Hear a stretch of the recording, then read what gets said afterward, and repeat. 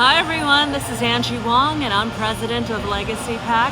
I just want to thank all of our followers. We're close to 100,000 followers on Facebook and we've only been around for a few short months. So thank you again. I'm going to ask you for your continued support leading up to 2024. Please donate to legacy-pac.org. That's legacy-pac.org. Thank you, and we'll see you on the campaign trail. Thank you for that, Melina. And to assess the latest developments of the prospects of former President Trump being indicted, we're happy to have on attorney and founder of Legacy PAC, Jared Craig. Jared Craig, thank you so much for joining us. Yeah, thanks for having me come on the show. Absolutely, Jared. Now, legal experts have been analyzing this pending indictment of former President Trump. There seems to be just so many holes in this case from a legal perspective. Now we're seeing the recess of the grand jury. What do you think is actually going on here? I think the grand jury is having second thoughts about the evidence that's being presented to them. They are being presented with, if you're not familiar with how a grand jury operates, it's generally just prosecution evidence and witnesses. And if they are taking the day off at the end of their investigation, I think it infers that they aren't really sure if they're going to issue a true bill, which leads to an indictment. One of the things that I have seen is the statute of limitations running. There's a 3-year statute of limitation, and we're almost 7 years at it of the alleged conduct. And I think that really is being fought with on the new evidence standard or the allegation of new evidence, which I believe is kind of a weak argument for the prosecution. The other thing that's not really been spoken about is why is this DA handling this case? This case should be handled by the commercial division. This is a white-collar misdemeanor crime. If alleged, worst case scenario, it's a misdemeanor that is normally handled by the commercial division of the New York court system. So I think that with the adjournment of the grand jury, the failure to actually prosecute this within the statute of limitations, we're getting a lot of indication that this is turning into a big nothing burger with a side of lies.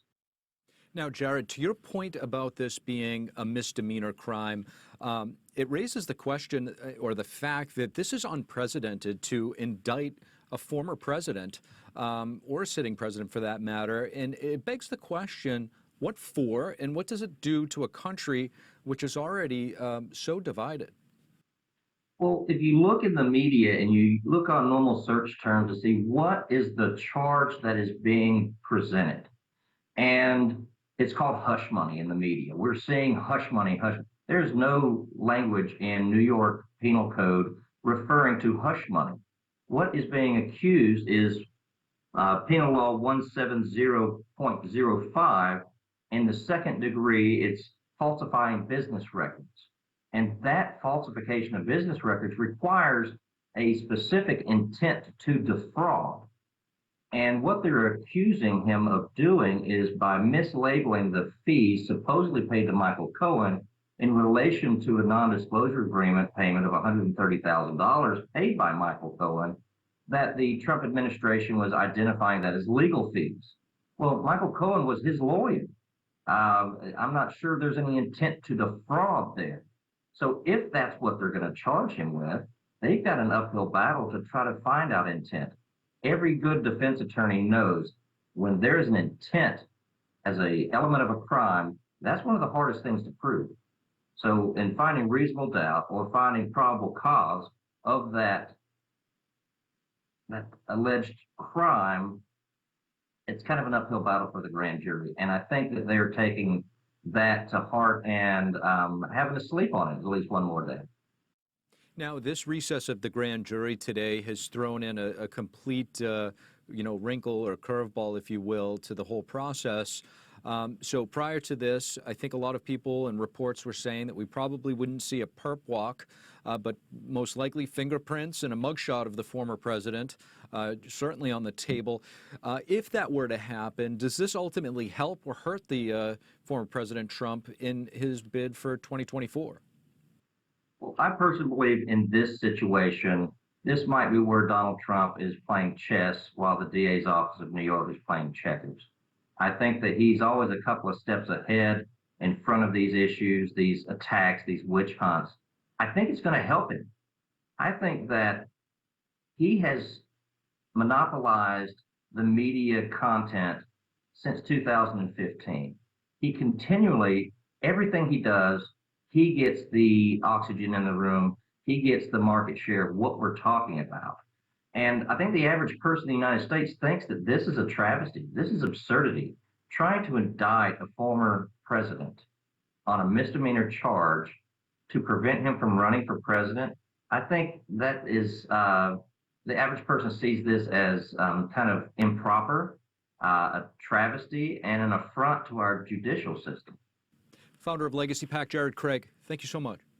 Thank you.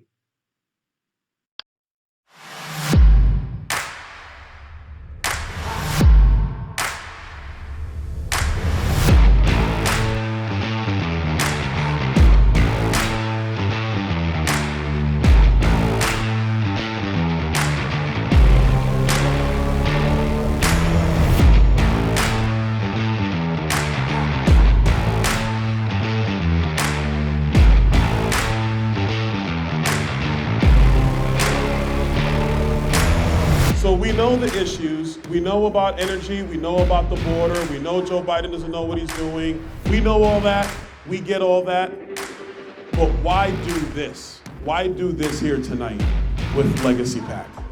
Because there's a whole lot of people who have the passion to save this country who need help getting off the ground.